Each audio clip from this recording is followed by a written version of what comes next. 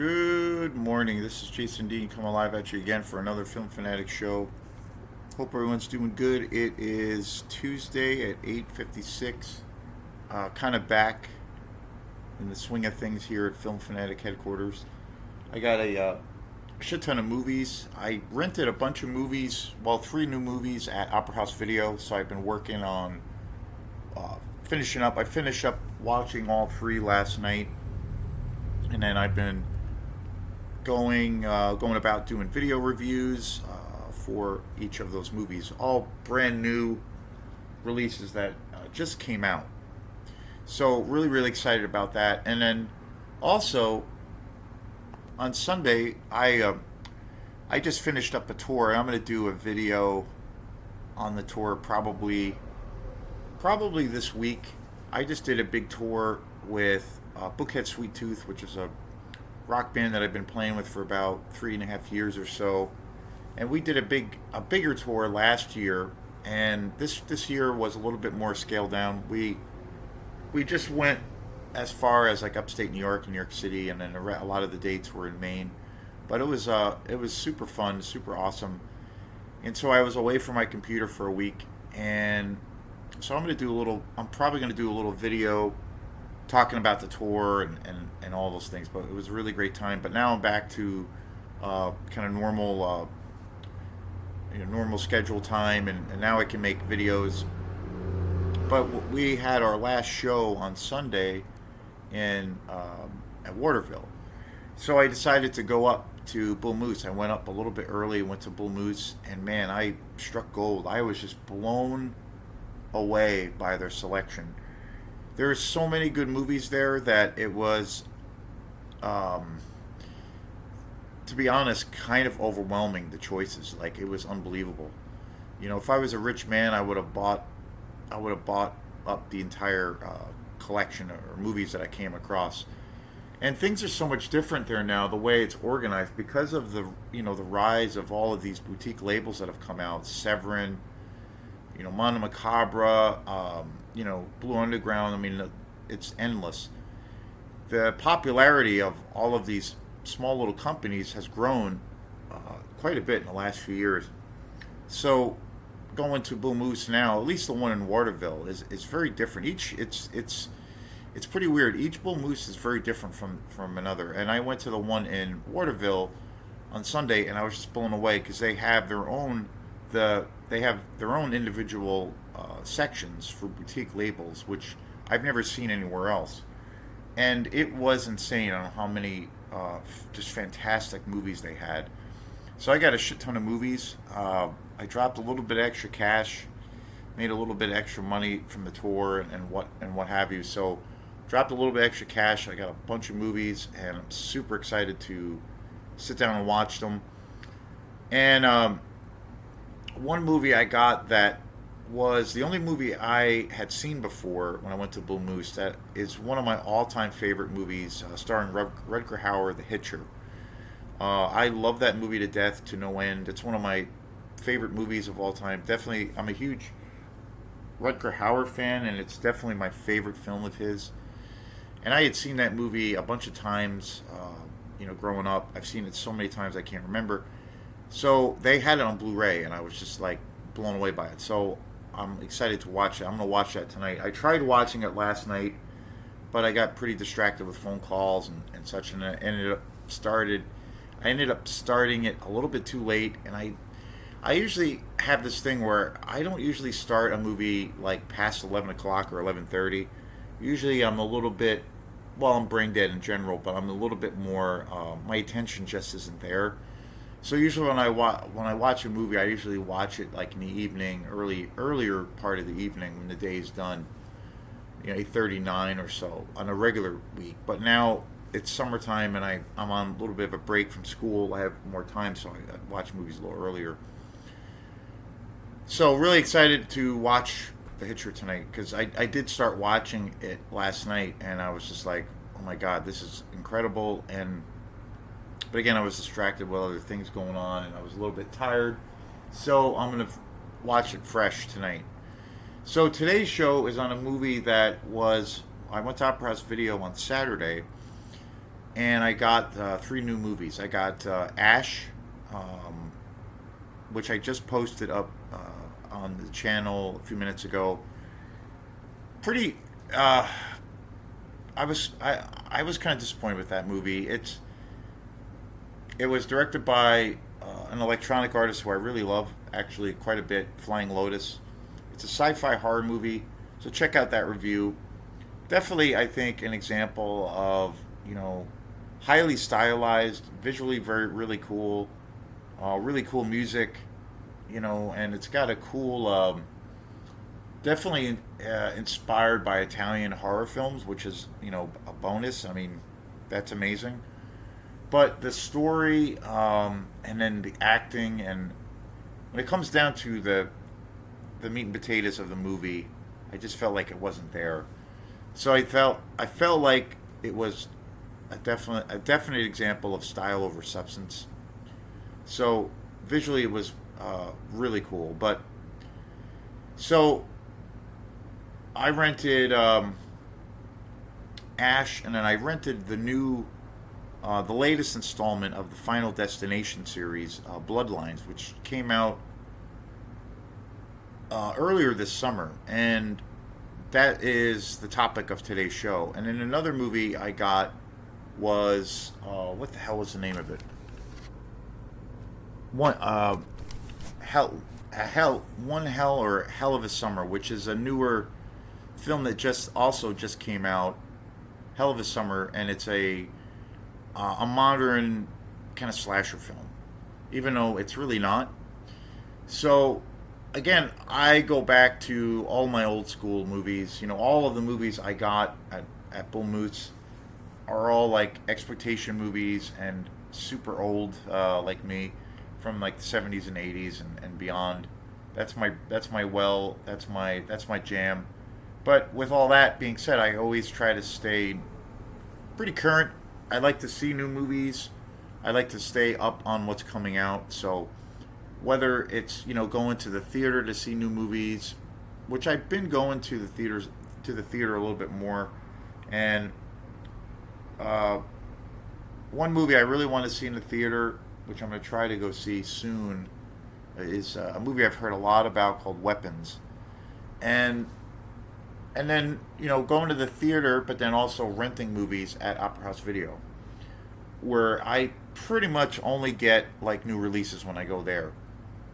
So today's show is going to be on a movie that I was really surprised by, and that is Final Destination Bloodlines. It came out, I think it came out in late June or July, not that long ago, but it came out on DVD or physical media really quick. But the movie was, from what I had heard about the movie when it was in the theater, was that it was a big hit. It made a lot of money. The Final Destination series or franchise is a massive franchise that's been around for 15 years or more, probably 20 years at this point. And I overall I'm a pretty big fan of that franchise. I think they're pretty consistent.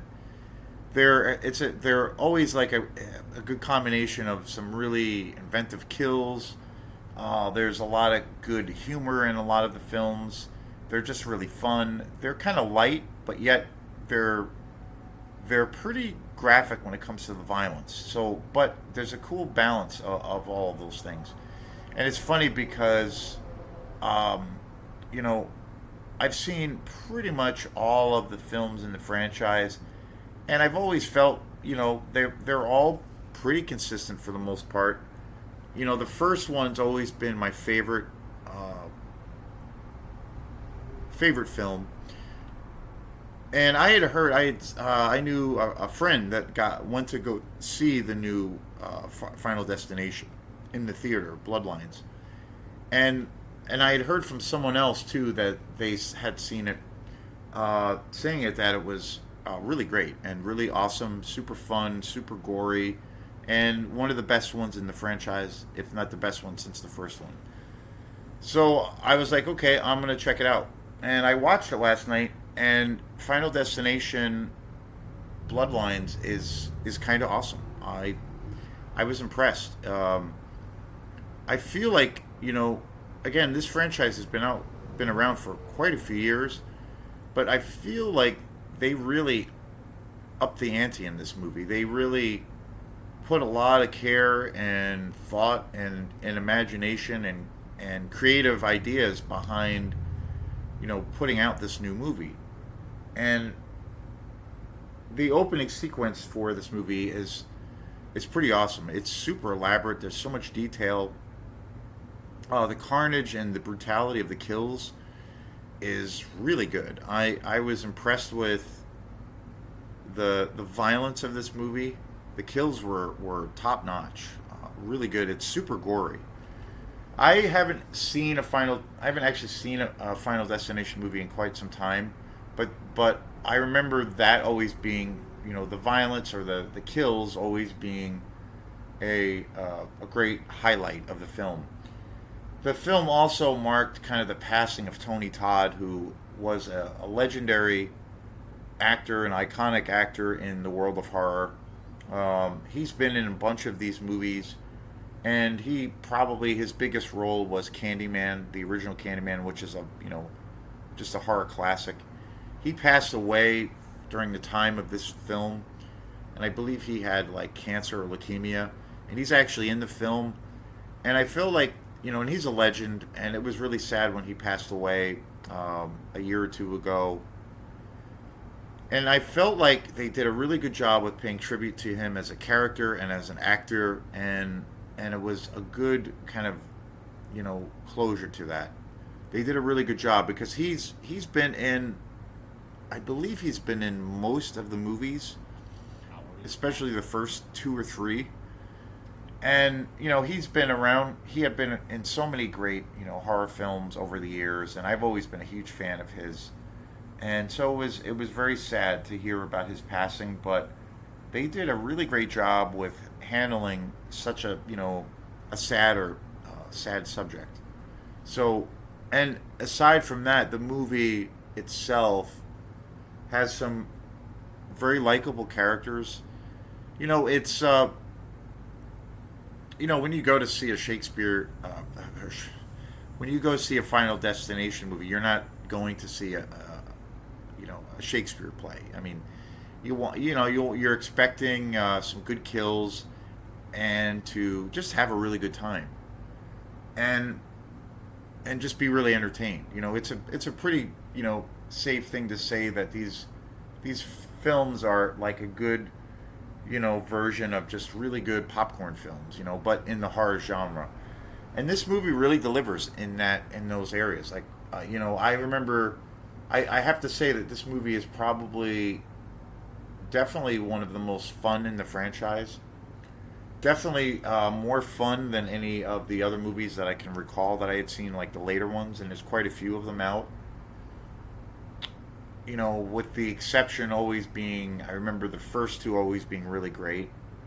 And these movies are known for their kind of the theme of death and kind of the coincidence around death, and that there is a little bit of a supernatural element, but a lot of these kills and things that happen throughout the film were kind of done in this kind of natural reality, if you will. And I will have to say, I think some of the kills in this movie are some of the most brutal kills I've seen in recent time, and some of the most elaborate. And some of the kills are super creative, which I thought was really surprising and really awesome. I really liked the cast. I thought the cast was good, really solid, and I just had a really good time watching this movie. The opening sequence to this movie is kind of insane, and it's such a giant set piece. There's so many actors involved. There's so much death and carnage, and again, most of the films in the Final Destination franchise always kind of struck this chord, but this one really did a good job with striking a balance of where, even though it's brutal violence and people being, heinously killed, it's it's still fun. And there's some comedy in the film. There's some really there's some good levity. With the story being obviously very dark and violent. There's some good levity. There's some comedy. There's some humor. The writing for the script was really good. I liked the way they used the music in this film. It's kind of got this. It's got a little bit more of a stylized kind of thing to it, especially the opening of this film. I was really entertained. I thought this movie was going into it. I thought it was going to be decent or pretty good, and I was expecting going into it. I wanted to see some gnarly kills. I wanted to be entertained. That was really it, and I got that. But I got a little bit more of that than I expected. It would have been a blast to actually have seen this movie in the theater. I think one thing that's really great about this movie and the franchise, but especially around this movie, um, when it comes to kind of new horror films that come out, I think and I've said this before, but I think so many newer horror films are so I guess literal, or there's everything is so like overtly dark and serious, and I love dark shit, don't get me wrong, but where things are so dark and serious to the point of where there isn't like a little bit of comedic relief, or just some kind of strange goofball element. Like one movie I really love, which was the best horror movie I saw this year, The Monkey, which just came out on Blu-ray, which I want to see again. I saw it in the theater.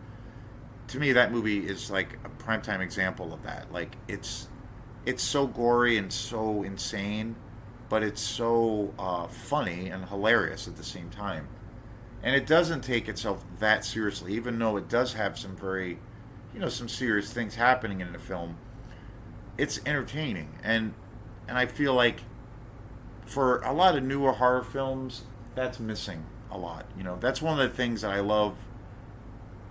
One of the attractions for me with going back to all of the exploitation movies that I love, the old school ones, is because you know those movies have some degree of levity to them. They're kind of ridiculous. They're kind of trash, but and they're funny. A lot of them are so funny, like you can't. It's so over the top that you just can't take it seriously. Even though there are films that are very serious, but there's a levity to it, and I think with this latest installment of Final Destination Bloodlines, they do such a great job of having that balance, with the horror and the comedy, good solid script, good acting, good directions, well directed film, and pretty elaborate kills, a lot of imagination, because again, these movies have been coming out for years, and it's been a while since there was a last Final Destination movie, but I feel like they did a good job with giving you a feeling that this film was fresh. And I think I think the set pieces, the staging of a lot of these kills is way more um, elaborate, and there's a lot of detail in a lot of these things, and the set pieces are, it feels a little bit bigger, it feels a little bit bolder. I love that they did not hold back when it came to the violence and the gore, because it's very gory, and after the first opening sequence of this movie, I was like, oh yeah, it's on. I'm into this. This is great, and it just set that tone of like, you're gonna have one hell of a bloody good time, and it kept that consistency throughout the movie. I do think for the most part it did. There's like one sequence in the movie towards the end where it's like, I mean, there's a lot of CGI in this movie, but there is some practical effects. But I think they did a pretty good job with it. But there's one scene maybe towards the end where you can, it's so obviously CGI, and maybe it's a little bit ridiculous, and maybe not a good way, of this big kill that happens at the end of the movie. But I still was on board, and I was like, "Yep, this is fun." I totally still dug it. But all of the other kills and sequences in this movie are super fun and hilarious and entertaining as hell. So I definitely recommend seeing this movie. It's a good time. It would have been a really killer time to see it on the big screen because it does.